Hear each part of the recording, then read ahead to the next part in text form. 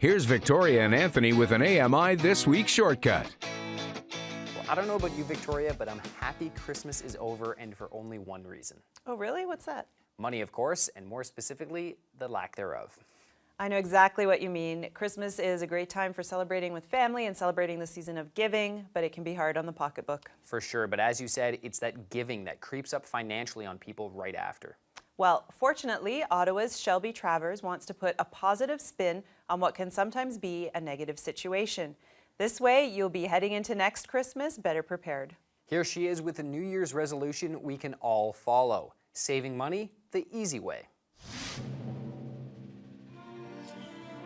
All right, now that Christmas is over, it's time to move on to the next thing. New Year's resolutions.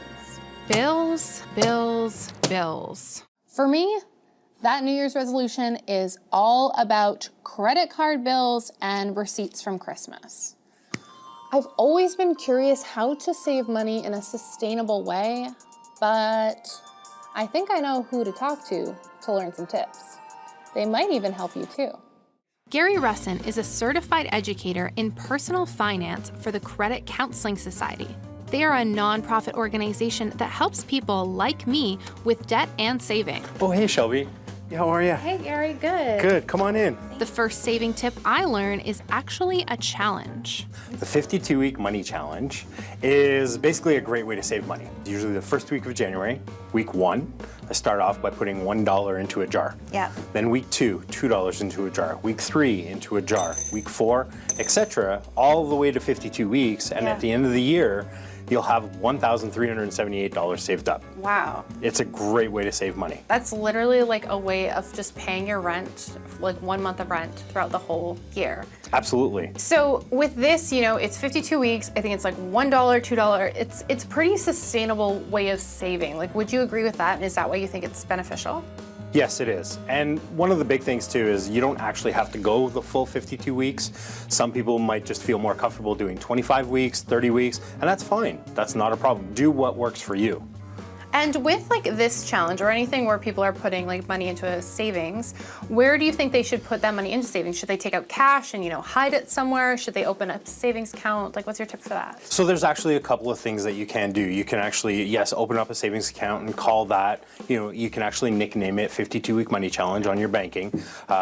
Certainly take the cash out, put it in a jar. But if you're anybody like me, seeing a jar full of cash, you might want to put it in my hand. Yeah, absolutely. You might tempt to take that money out. Another thing that you can do is a tax-free savings account, open up one of those, and actually put the money in on a regular basis via online.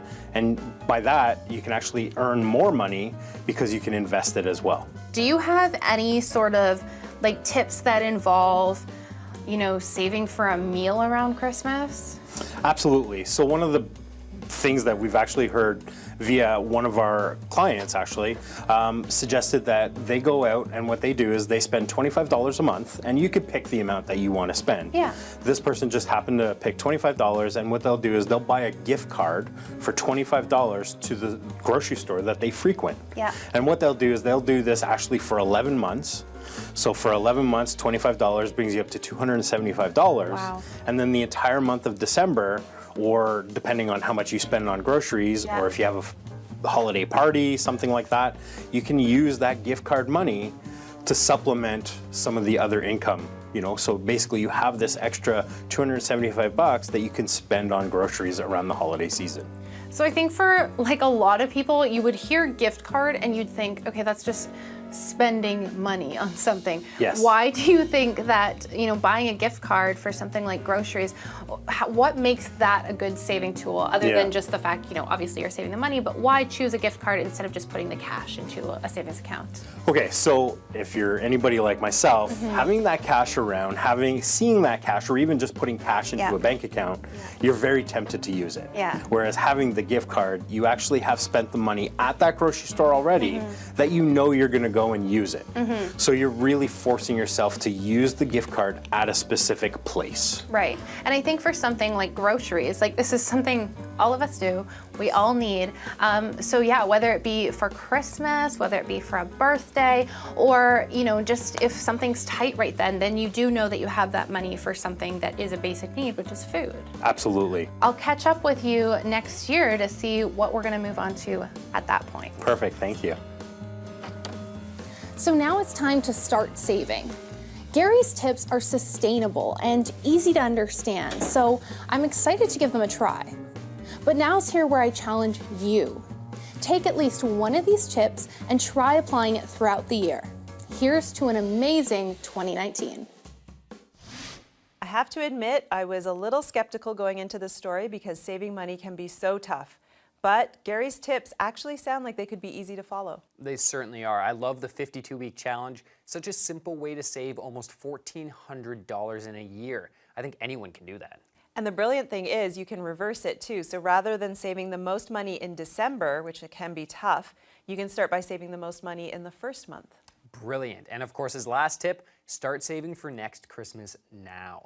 Makes perfect sense. Who knew saving could be this easy? And Shelby has thrown out the challenge to our viewers to try and follow these tips. I know I'm going to give it a go. And if you at home would like more information on these tips and any other money-saving ideas, you can visit Credit Counselling Society's website at nomoredebts.org and their sister website at mymoneycoach.ca.